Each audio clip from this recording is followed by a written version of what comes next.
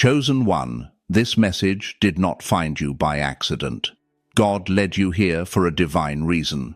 Your life is not ordinary, and neither is your calling. Just like Moses, you were set apart from birth, preserved through dangers you didn't even recognize, and trained through trials that felt like punishment but were really preparation. You may not see yourself as a deliverer, but God has placed within you the mantle to lead, to liberate, and to shift the destiny of not just yourself, but of a generation. Your struggles were never just about you. They were shaping you for an assignment much bigger than your imagination. Let's break this down into 7 chapters so you can see how God has been aligning your life for this very purpose. Before we dive deep, make sure you like, share, and subscribe, because this message isn't just content, it's a divine confirmation for the chosen ones, and a heartfelt thank you to everyone who's been supporting through super thanks. God bless you richly. Your support, your presence, and your faithfulness do not go unnoticed. To all of you who continually watch, listen, and align, I'm truly grateful. If your spirit feels this frequency, type 77 in the comments right now. That number isn't random. It represents divine completion, spiritual alignment, and the mantle of leadership resting upon you. When you type 77, you're declaring that you accept your role as a deliverer. Just like Moses was chosen to guide his generation out of bondage, not everyone will make it to the end of this message. Only the truly chosen. Those who stay will gain clarity, deeper awareness, and prophetic insight about the assignment God placed on your life. You are not just called to survive, you are called to lead, to break chains, and to carry others into freedom. This isn't something you hear once and forget. This is a living word, a divine blueprint, unfolding piece by piece. Watch it again whenever your spirit leads you, because each time another layer of revelation will rise, reminding you that your calling is greater than your struggle, and your destiny is bigger than your pain. Let's begin. Chapter 1. Preserved for a purpose. Moses was preserved in a basket when Pharaoh ordered the death of every Hebrew boy. While others were swallowed by the enemy's decree, Moses was hidden, protected, and carried by the hand of God. His survival was not random. It was divine evidence that his life carried an assignment that no man, no system, and no demonic power could destroy. The very fact that he lived while others died was heaven's stamp. This one is chosen. Chosen one. Think back over your own life. There were seasons when you were surrounded by danger, times when the enemy had every opportunity to finish you, but somehow you slipped through. Maybe it was a car accident that should have claimed your life. Maybe it was sickness that should have weakened you beyond recovery. Maybe it was heartbreak, betrayal, rejection, or depression that should have stolen your will to keep going. Or maybe your own mistakes should have buried your potential. Yet here you are, still standing, still breathing, still carrying something sacred inside of you. You didn't survive by luck. You weren't preserved because of chance. You were preserved because God's hand was upon you, even when you didn't recognize it. Your preservation is proof of purpose. Every time you escaped what was designed to destroy you, it was confirmation that heaven's plan is greater than hell's attack. Chosen one, understand this clearly. Your life is not random. You are not kept alive just to wander through existence. You are preserved because you carry something that must be birthed into this world. You are alive because there is a calling tied to your name, a deliverance tied to your voice, and a future tied to your obedience. You are walking evidence that God's plan cannot be aborted. The enemy knew the danger you carried before you did. That's why the attacks came so early in your life. That's why you faced resistance that others didn't. That's why some people tried to bury your light before you even had a chance to shine it. But like Moses, you were preserved in the basket of God's grace. You were hidden in plain sight, carried through the waters, and delivered to safety. because your destiny cannot die in infancy. Hear me. Your preservation is not just survival, it is preparation. Every scar tells a story. Every escape is a prophecy. Every time you were almost finished, but somehow kept going, God was whispering, I'm not done with you yet. You weren't just kept alive, you were set apart, chosen one. Your preservation is the first undeniable sign that you are chosen to deliver. Just as Moses was kept alive to lead a nation out of bondage, you have been kept alive to bring freedom, light, and healing to those connected to your destiny. Heaven preserved you because earth still needs you. Chapter 2. Trained in silence. Before Moses became the mighty deliverer, he was first a man hidden. After fleeing Egypt, he found himself in the wilderness of Midian, alone, uncelebrated, and far from the palace he once knew. For 40 long years he tended sheep in obscurity. No throne, no staff of power, no crowds chanting his name, just silence, dust, and the bleating of sheep. But chosen one, do not mistake silence for insignificance. What looked like an interruption in Moses' life was actually an initiation. God was training him in silence because some lessons can only be learned when the world is no longer clapping for you. You too have endured seasons like this. Times when you felt overlooked, misunderstood, or left behind. Times when the people you thought would support you walked away. Times when your name wasn't mentioned, your gifts weren't recognized, and your presence seemed invisible. You may have cried, Lord, why am I hidden? Why does it feel like I've been forgotten? Hear this truth. Your silence was never abandonment. It was alignment. Heaven had to pull you away from noise so you could learn the sound of God's whisper. You were never overlooked. You were being overseen. In the wilderness, Moses unlearned Egypt and relearned God. He had to be detoxed from the pride of the palace so that he could carry the humility of a shepherd. He had to learn that true leadership is not commanding people from a throne. It is serving them from the ground. God was not punishing Moses in silence. He was purifying him. Chosen one, your wilderness has done the same for you. While you felt like life was standing still, heaven was shaping you for movement. In the silence, you learned patience because every promise from God requires waiting. In the silence, you learned humility because true greatness is rooted in service, not status. In the silence, you learned resilience because when no one else was there to cheer you on, you discovered how to keep walking by faith, not sight. Don't despise the hidden years. Don't curse the quiet seasons. Don't resent the silence, because it was in the silence that you were sharpened. The very qualities you will need to deliver others were forged in fire when no one else was watching. Remember, chosen one, only those who have walked through the wilderness can lead others out of it. Moses didn't just talk about freedom, he understood captivity. He didn't just demand release. He had walked through rejection. He wasn't just a leader, he was a survivor. And that's why his words carried power. The same is true for you. The pain you endured in silence is the authority you will carry in public.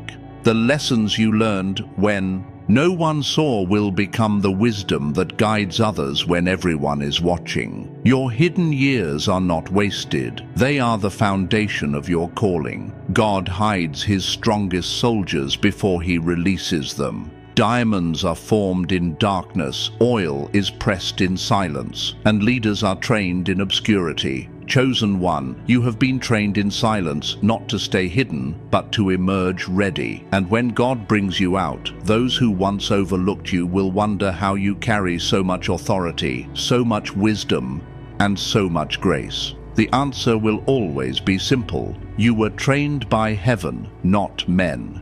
Chapter 3, called through fire. Moses' defining moment came not in a palace or in front of a crowd, but in the wilderness when he stumbled upon a bush that burned with fire, yet was not consumed. Out of that flame, the voice of God spoke, calling him into his divine assignment. It was in the fire that Moses discovered not only who God was, but also who he himself was called to be. Chosen one, your story is no different.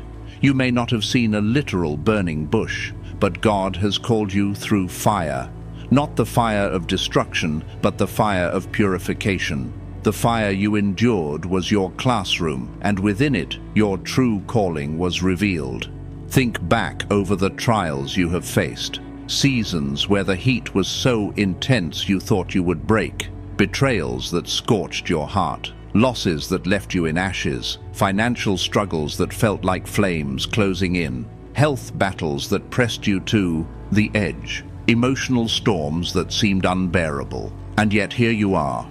Just like the bush, you burned, but you were not consumed. Why? Because the fire was never sent to destroy you. It was sent to reveal you. It was in the fire that God's voice grew louder. It was in the fire that you discovered His power to preserve. And it was in the fire that you realized your life is not ordinary. It is prophetic.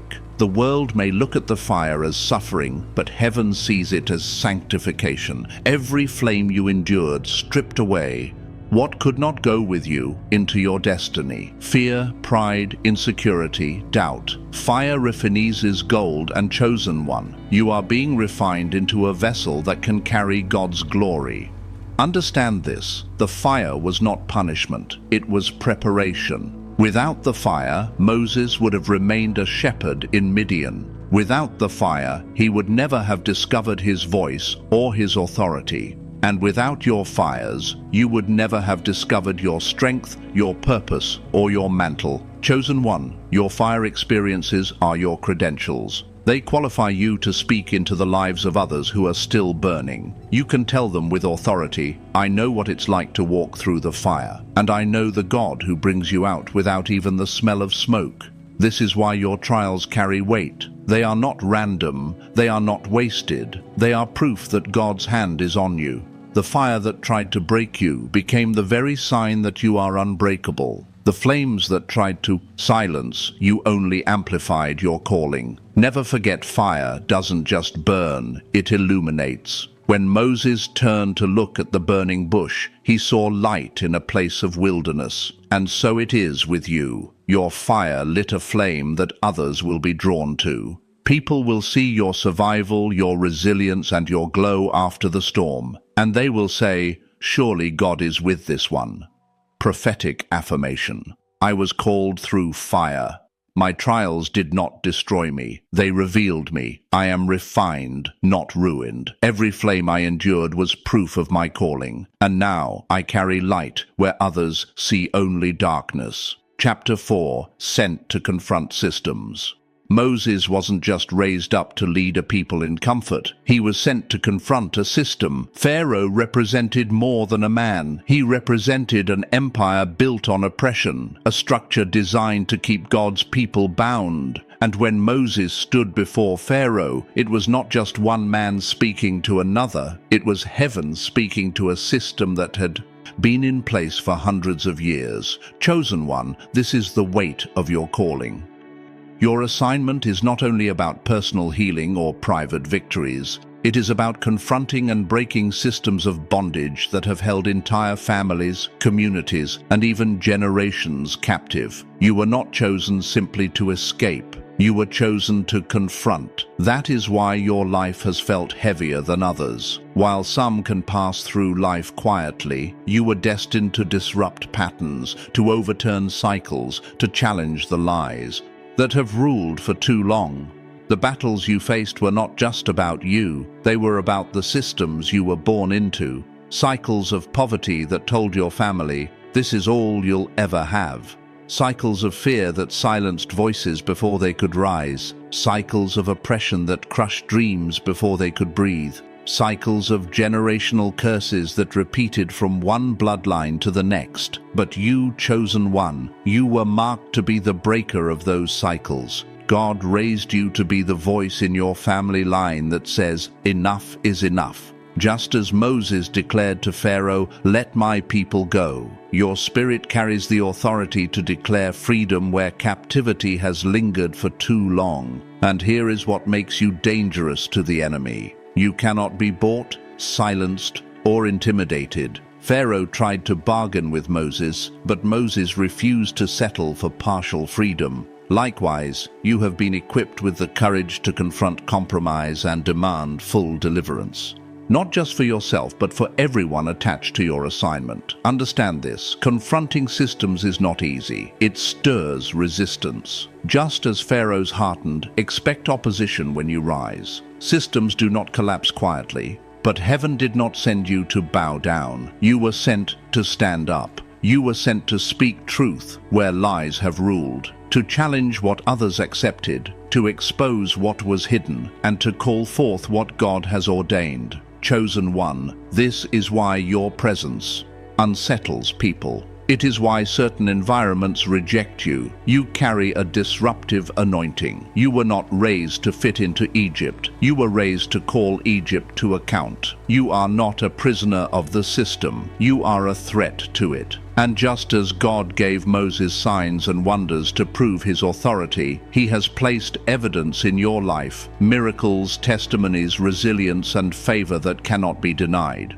These are not just blessings. They are weapons. They are the proof that heaven backs your words, that your assignment is bigger than you, and that the systems of this world cannot withstand the power of God moving through you.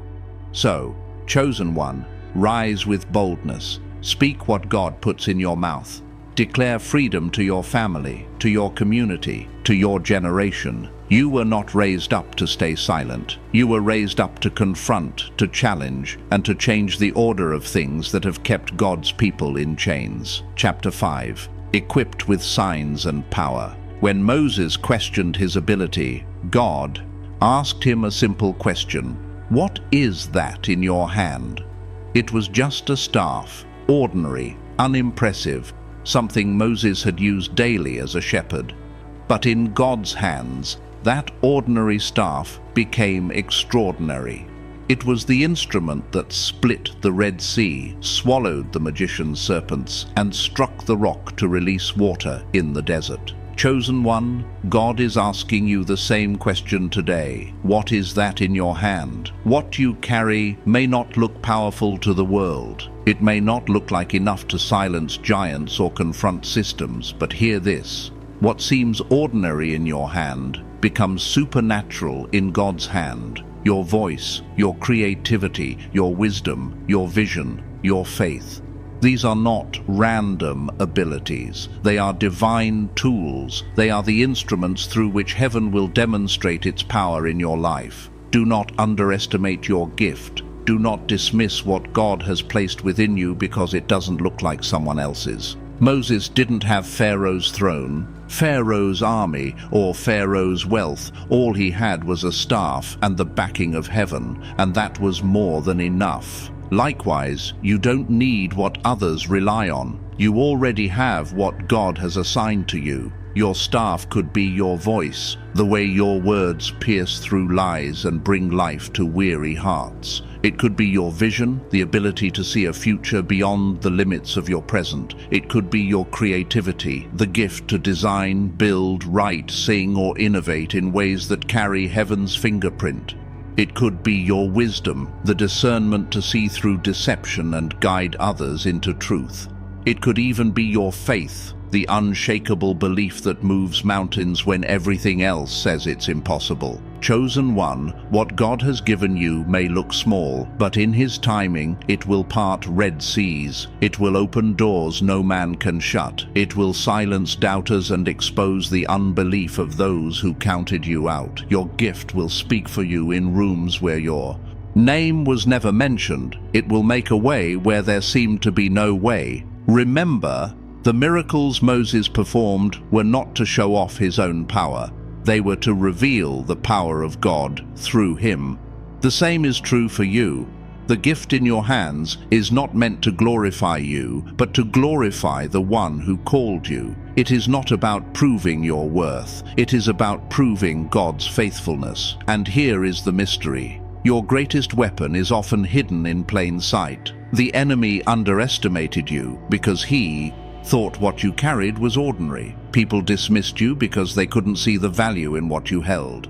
But what they failed to recognize is that your ordinary carries heaven's seal. Once God breathes on it, it becomes unstoppable. Chosen one, this is why you must rise in boldness. Stop hiding your gift. Stop doubting its worth. Stop comparing it to others. What is in your hand is enough. What God entrusted to you is powerful. It is not just a talent. It is a sign. It is not just a skill. It is a weapon. It is not just a dream. It is a prophecy waiting to manifest. Chapter 6. Carrying a generation's destiny. Moses was not just a man with a mission. He was a man carrying a nation's future. Every step he took, every word he spoke, every decision he made was tied to the destiny of millions. His obedience determined whether an entire generation would remain in slavery or walk into freedom. Chosen one, the same is true for you. What you carry is far bigger than your own dreams, your own struggles, or your own success. Your destiny is not isolated. It is connected to generations. Your yes to God is opening doors for people you may never even meet. Your faith is breaking curses that have lingered in your bloodline for centuries. Your courage is building a foundation for your children, your children's children, and even those not yet born. This is why the warfare against you has been so intense. The enemy isn't just afraid of you, he's afraid of the countless souls tied to your obedience. He knows that if you rise, entire chains of bondage will fall. He knows that if you step into your purpose, cycles of poverty, addiction, fear, and rejection will be shattered forever. You are not just fighting for yourself. You are fighting for the freedom of generations. Think of it. Your ancestors may have dreamed of breaking free, but didn't have the strength, the resources, or the revelation. Some of them prayed for change, cried for deliverance, or died hoping for a better future. And now here you are, the answer to their prayers. The one chosen to break what they couldn't.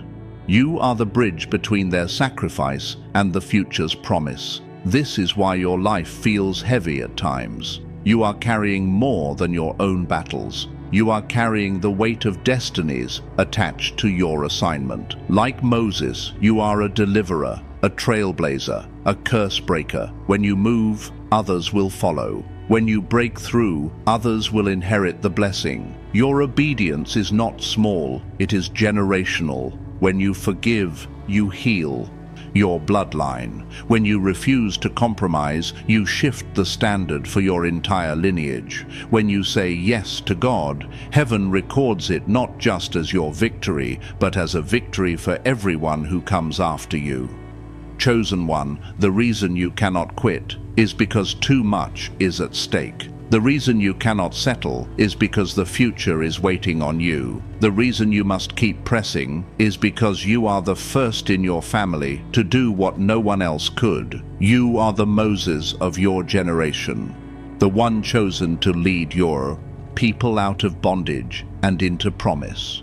Understand this. Your destiny is not just about what you will achieve, but about what you will unlock for others. Your voice will echo beyond your lifetime. Your choices will ripple through history, and your faith will plant seeds of freedom that generations after you will harvest. Prophetic affirmation. I carry more than my own story. I carry a generation's destiny. My obedience will free those bound by chains. My courage will open doors for those after me. I am a generational curse breaker, a trailblazer, and a vessel of freedom. Through me, God is rewriting the story of my bloodline. Chapter 7. Walk in your divine assignment. Finally, chosen one, hear this truth. Just like Moses, you may feel unqualified, insecure, or even unprepared for the magnitude of your calling. You may wonder, why me? Why would God choose someone like me? But understand this, God never chooses the obvious. He chooses the obedient. He does not call the perfect. He perfects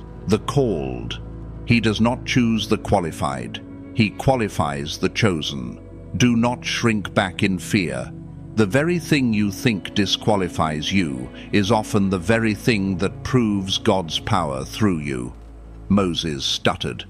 Yet God used his voice to confront Pharaoh. David was the youngest and overlooked, yet God raised him as king. Esther was an orphan in exile, yet God positioned her to save a nation. And you, though underestimated, overlooked or even rejected, have been hand-picked for a divine assignment. Walk with authority, knowing that heaven backs you. You are not walking in your own strength. You are walking under divine covering. When you step forward, angels step with you. When you speak, heaven confirms your words. When you move, doors open, not because of who you are, but because of who sent you. Walk with compassion, knowing that your assignment is not to glorify yourself, but to set others free. Just like Moses, your life is not about building monuments to your name. It is about becoming a vessel through which God's power is revealed to your generation. Every battle you fought was not just for your survival, but for someone else's deliverance. Every tear you cried was watering seeds of freedom for those who will follow. This is your season to rise, chosen one. You were not born by accident, nor were you placed in this time by coincidence. You were sent here on assignment. Every delay was preparation. Every wilderness was training. Every rejection was redirection. You are stepping into the fullness of what you were born to do. Chosen one like Moses, you are not. You ordinary. You are a deliverer. You are a leader. You are a carrier of freedom. The battles you faced were never random. They were proof of the mantle you carry. The resistance you endured was confirmation of the greatness within you. You were called to confront pharaohs, to part Red Seas, to lead people into promises, and to show this generation that God still delivers. Now step boldly into your assignment. This is not the season to hesitate, to second guesses, or to hide. This is the season to rise with courage, with faith, and with unwavering obedience. For a generation is waiting on your yes. Souls are tied to your obedience. Legacies are tied to your courage, and destinies will be unlocked because you chose to walk in the divine path prepared for you. Final declaration. I will not shrink back, for I am chosen. I will not be silent, for I am sent. I will not fear, for heaven backs me. I am a deliverer, a leader, and a carrier of freedom. My life is not my own. I walk in my divine assignment. This is my season to rise, for I was chosen for such a time as this.